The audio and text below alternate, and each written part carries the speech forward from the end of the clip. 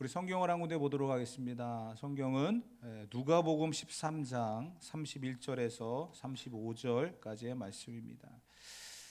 우리 계속해서 본문을 보았지만 이제 오늘은 절기상 또 종료주일이고 돌아온 주일이 부활주일이다 보니까 우리 본문을 좀 바꿨습니다. 누가복음 13장 31절에서 35절까지의 말씀 다 같이 한 목소리로 합독합시다. 곧 그때에 어떤 바리새인들이 나와서 이르되 나가서 여기를 떠나소서 헤롯이 당신을 죽이고자 하나이다. 이르시되 너희는 가서 저 여우에게 이르되 오늘과 내일은 내가 귀신을 쫓아내며 병을 고치다가 제3일에는 완전하여지리라 하라. 그러나 오늘과 내일과 모레는 내가 갈 길을 가야 하리니 선지자가 예루살렘 밖에서는 죽는 법이 없느니라. 예루살렘아 예루살렘아 선지자들을 죽이고 내게 파송된 자들을 돌로 치는 자여, 암탉이 제 새끼를 날개 아래 모음같이 내가 너희의 자녀를 모으려 한 일이 몇 번이냐. 그러나 너희가 원하지 아니하였더라. 보라 너희 집이 황폐하여 버림바 되리라. 내가 너희에게 이르노니 너희가 주의 이름으로 오시는 이를 찬송하리로다 할 때까지는 나를 보지 못하리라 하시니라. 아멘. 오늘은 종료주일입니다. 예수님이 나귀를 타고 예루살렘에 입성하시는 그러한 시간이죠. 이제 이번 주 금요일 성금요일에 십자가에 달리시고 돌아오는 주일에 부활하시는 그러한 절기입니다. 예수님이 나귀를 타고 예루살렘에 입성하실 때에 수많은 사람들이 예수님을 환영했습니다. 누가복음 19장 38절에 보게 되어지면 이러한 메시지가 기록되어 있습니다. 다 같이 읽어봅시다. 이르되 찬송하리로다 주의 이름으로 오시는 왕이요 하늘에는 평화요 가장 높은 곳에는 영광이로다 하니. 아멘. 예루살렘이라고 하는 그곳은 평화의 도시라는 뜻입니다. 그런데 우리가 알고 있듯이 예루살렘은 평화의 도시라는 이미지보다는 너무나 많은 전쟁의 역사가 있었고요. 또 종교의 성지로서 많은 종교가 그곳에서 싸우고 다투면서 그것을 차지하기 위해서 했던 그런 모습들을 역사를 우리는 알고 있습니다. 지금 예수님을 맞이하는 유대인들은요, 정말 진정한 평화의 왕, 이 평화의 도시 예루살렘에 딱 맞는 주인 예수님이 이 땅에 오고 계심을 환영하고 있습니다. 그렇지만 이들의 환영은 길지 않았습니다. 그들의 이 뜨거운 환영의 마음은 금방 식어버렸고요, 오히려 예수님을 십자가에 못 박는데 앞장서는 그러한 모습으로 변질되었습니다. 예수님께서 오늘 본문에 보게 되어지면 예루살렘에서 선지자가 죽는 법이 없다라는 그런 말씀을 하십니다. 왜 예수님께서는 예루살렘에서 죽으셔야만 했을까? 물론 절기상으로 6월절에 예수님은 돌아가셨습니다. 6월절에 어린 양으로서 예수님은 십자가를 지셨고 온 인류에 대한 구속에 피를 흘리셔야만 했습니다. 그런데 왜 하필이면 예루살렘일까? 다른 곳도 많을 텐데 우리는 그 이야기를 전에 들었습니다. 다시 한번 복습하는 차원에서 말씀을 드린다고 한다면 이 예루살렘은 평화의 도시, 그리고 그곳은 다윗이 성전을 지은 곳이다 라고 말씀을 드렸죠. 다윗이 왜 그곳에 성전을 지었냐면 그곳은 이미 사람들이 예배를 드리는 곳, 제사를 드리는 장소였습니다. 그 이유는 아브라함 때에 하나님께서 이삭을 번제로 드리라 라고 했던 모리아산이 바로 이곳이기 때문입니다. 아브라함의 후손이었던 유대인들은 그 장소를 기념하여 항상 그곳에서 제사를 드렸고, 다윗은 그곳에 성전을 짓게 되어집니다. 그리고 예수님은 그 예루살렘에서 십자가를 지시게 된다는 거죠. 그래서 이 예루살렘은 굉장히 상징적인 그러한 장소이며 의미가 있는 곳입니다. 이곳에서 예수님은 십자가를 지시고 온 인류를 향한 구원의 여정을 걸어가십니다. 오늘 본문에 이곳이 예수님이 죽는 장소라고 이야기를 하고 있는데 그것을 예루살렘이라고 하는 곳으로 한정지어서 끝나는 게 아니라 이미 31절에 보게 되어지면 누가 왜 죽이려고 하는지에 대한 이야기를 이렇게 하고 있어요. 31절을 다 같이 한번 읽어보도록 하겠습니다. 곧 그때에 어떤 바리새인들이 나와서 이르되 나가서 여기를 떠나소서 헤롯이 당신을 죽이고자 하나이다. 헤롯이 예수님을 죽이고자 했다는 겁니다.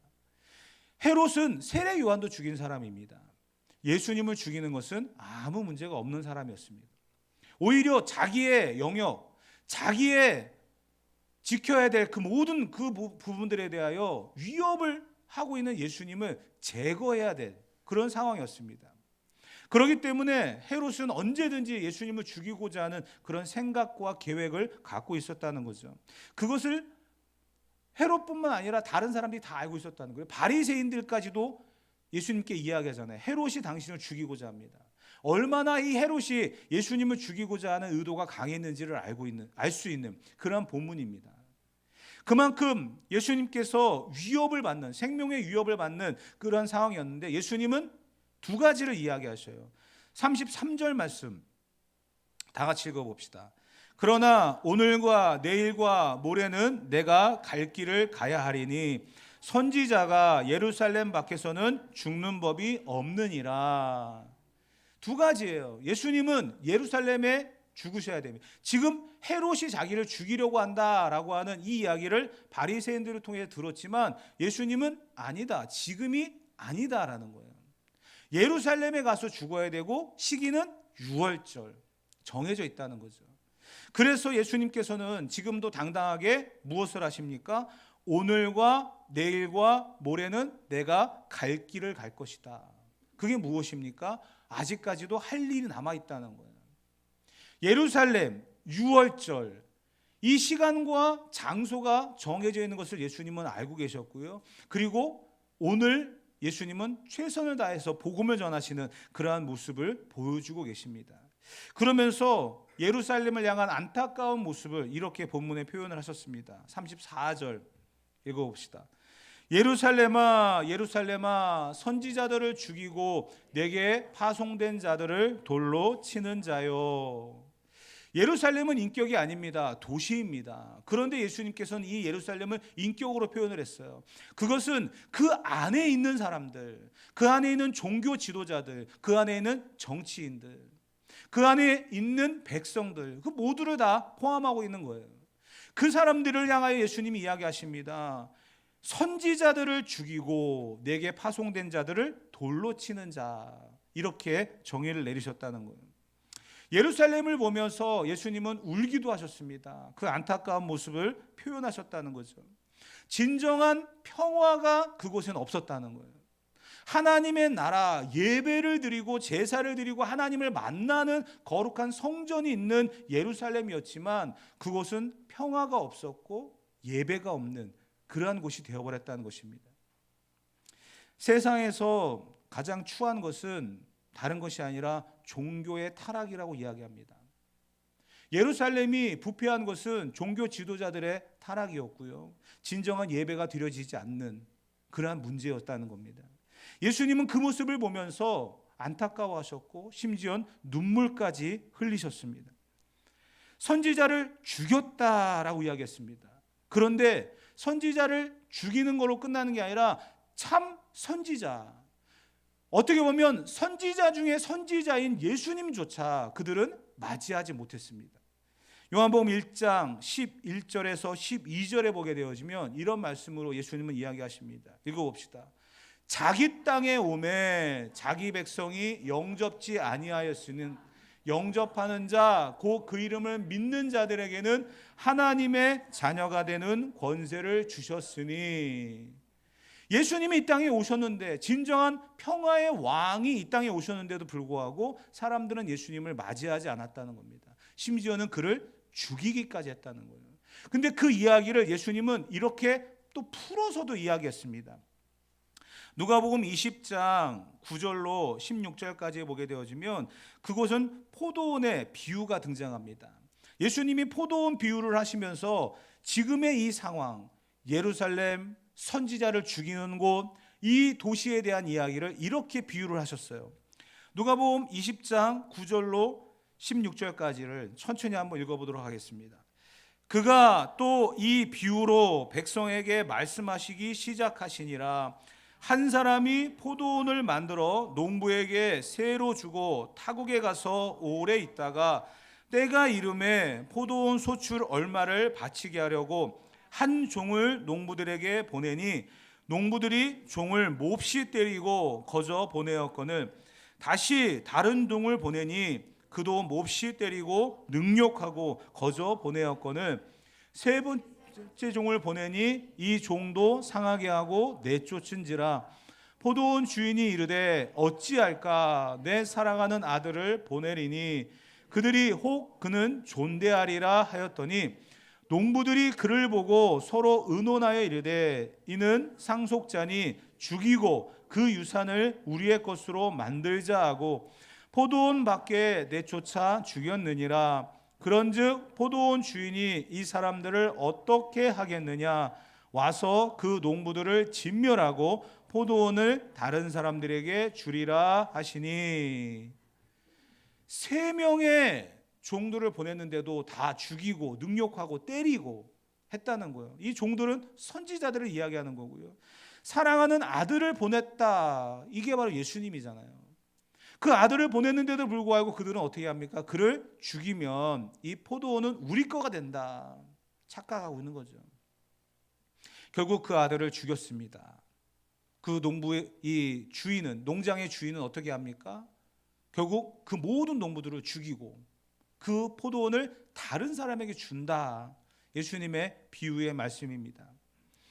우리는 이 부분에 대하여 정말 평화가 없는, 사람들을 계속 죽이잖아요. 선지자들을 죽이고 종들을 죽이고 아들을 죽이고 예수님을 죽이는 그러한 장소가 되어버린, 예루살렘은 사람을 죽이는 장소가 아니라 짐승을 죽여 제사를 드리는 곳이었습니다. 그런데 이곳을 짐승이 아닌 사람을 죽이는 그러한 곳이 되었다는 것. 심지어 예수님께서 선지자를 죽였다라고 하는 이야기가 그냥 되어진 게 아니에요. 지금의 이 비유처럼 포도원 비유를 통해서 종들을 보냈는데 그 종들을 죽이고 능욕하고 때렸다라는 것으로 끝나는 게 아니라 실제로 예루살렘은 선지자를 죽이는 곳이었습니다. 예레미야 26장 20절로 23절에 보게 되어지면 한 선지자가 등장을 합니다. 제가 천천히 읽어드릴게요. 또 여호와의 이름으로 예언한 사람이 있었는데 곧 기럇 여아림 스마야의 아들 우리아라. 그러니까 선지자 이름이 우리아입니다. 그가 예레미야의 모든 말과 같이 이 성과 이 땅에 경고하여 예언하며 여호야김과 그의 모든 용사와 모든 고관이 그의 말을 듣고서 왕이 그를 죽이려 하며, 선지자의 메시지를 듣고 오히려 회개하는 게 아니라 그 말을 했다고, 듣기 싫은 말했다고 이 선지자를 죽이려고 했다는 거예요. 그랬더니 우리아가 그 말을 듣고 두려워서 애굽으로 도망했답니다. 22절에 보니까 여호야김이 사람을 애굽으로 보내서 곧 악볼의 아들 엘라단과 몇 사람을 함께 애굽으로 보내서 23절에 그들이 우리아를 애굽에서 연행하여 여호야김 왕에게로 데려오매 왕이 칼로 그를 죽이고 그의 시체를 평민의 묘지에 던졌다. 이렇게 얘기합니다. 선지자의 메시지를 귀담아 듣는 게 아니라 자기에게 듣기 싫은 말 했다고 그를 죽여온, 그것이 바로 예루살렘이었다는 거예요. 심지어 신약에도 오게 되어지면 스데반 집사님의 죽음도 우리는 잘 알고 있잖아요.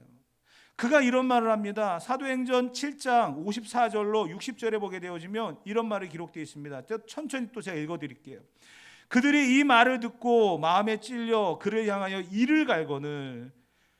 선지자의 메시지가 그들의 심령을 쪼개고 그들로 하여금 회개하는 그런 상황이 되어야 되는데 어떤 반응이 일어났다고요? 오히려 이 스데반을 향하여 이를 갈았다는 거예요. 스데반이 성령이 충만하여 하늘을 우러러 주목하여 하나님의 영광과 및 예수께서 하나님 우편에 서신 것을 보고 말하되 보라 하늘이 열리고 인자가 하나님 우편에 서신 것을 보노라 한데, 그들이 큰 소리를 지르며 귀를 막고 듣기 싫다는 거예요. 일제히 그에게 달려들어서 성 밖으로 내치고 돌로 칠세 증인들이 옷을 벗어 사울이라 하는 청년의 발 앞에 두니라. 이때 등장하는 사울이 바로 우리가 알고 있는 사도 바울입니다. 그들이 돌로 스데반을 치니 스데반이 부르짖어 이르되 주 예수여 내 영혼을 받으시옵소서 하고 무릎을 꿇고 크게 불러 이르되 주여 이 죄를 그들에게 돌리지 마옵소서. 이 말을 하고 자니라. 그러니까 결국은 숨을 거두었다는 이야기죠. 예루살렘이 이와 같이 선지자들의 메시지에 귀담아 듣는 장소가 아니었다는 거예요. 선지자들의 메시지에 귀를 여는 게 아니라 오히려 그들의 말을 듣지 않고 죽이는 곳이 되었다는 사실입니다. 이러한 곳을 향하여 예수님이 오늘 본문에 한 말씀을 하십니다. 35절 앞부분 이렇게 이야기합니다. 다 같이 읽어봅시다. 시작. 보라, 너희 집이 황폐하여 버림바 되리라. 예배하는 장소, 평화의 도시, 그 의미는 사라진 지 오래입니다.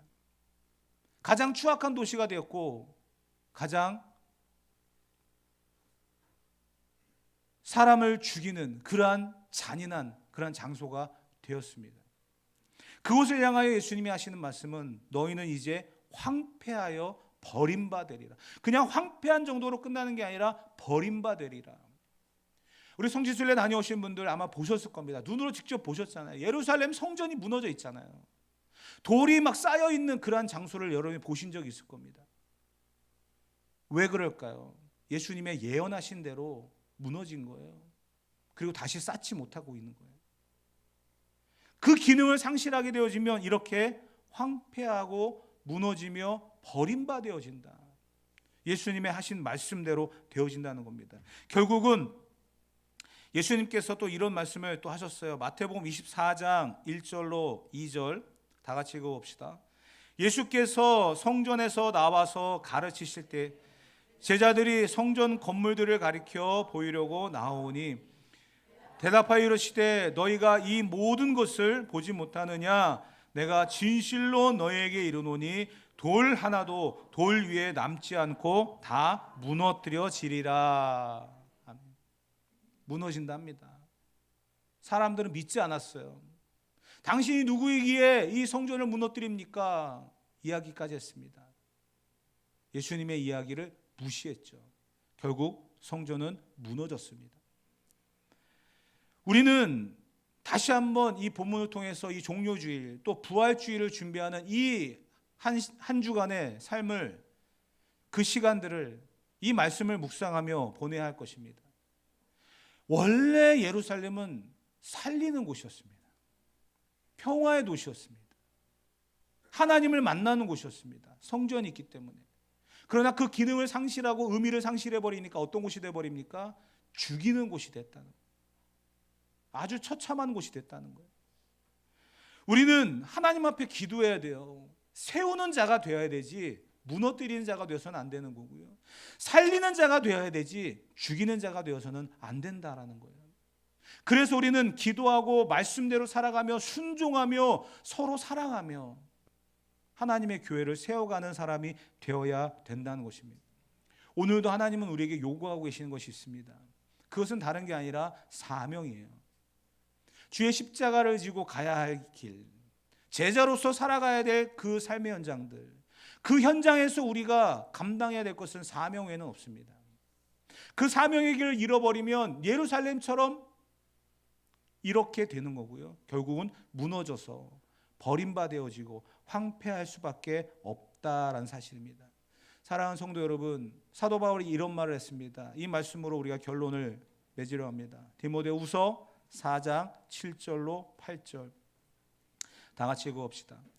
내가 선한 싸움을 싸우고 나의 달려갈 길을 마치고 믿음을 지켰으니 이제 후로는 나를 위하여 의의 면류관이 예비되었으므로 주 곧 의로우신 재판장이 그날에 내게 주실 것이며 내게만 아니라 주의 나타나심을 사모하는 모든 자에게도니라. 아멘.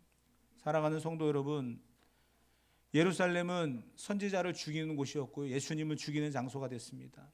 그곳에서 예수님은 죽으시고 살아나셨습니다. 왜 그럴까요? 그곳은 원래 살리는 곳이었기 때문입니다. 우리의 죄에 대해서 죽었던 우리의 영혼을 살리는 곳입니다. 하나님과의 관계가 끊어졌던 그 모든 것들을 회복시키는 장소였습니다. 원래의 창조의 역사, 원래의 하나님이 세우셨던 그 모든 계획과 인도하심대로 회복하시는 것, 그것이 바로 예수님의 사역이었고, 죽이는 곳에서 살리는 곳으로 바꾸시는 것이 예수님의 십자가였습니다. 저와 여러분들이 이 한 주간 십자가를 묵상하면서 죽이는 곳이 살리는 곳이 되어지고, 죄로 인하여 죽었던 자가 살아나는 것도 결국 예수님의 십자가 외에는 없다는 사실을 다시 한번 기억하면서 이 고난에 참여하고 또 부활을 맞이할 수 있는 저와 여러분들의 삶이 되어지기를 주님의 이름으로 축복합니다.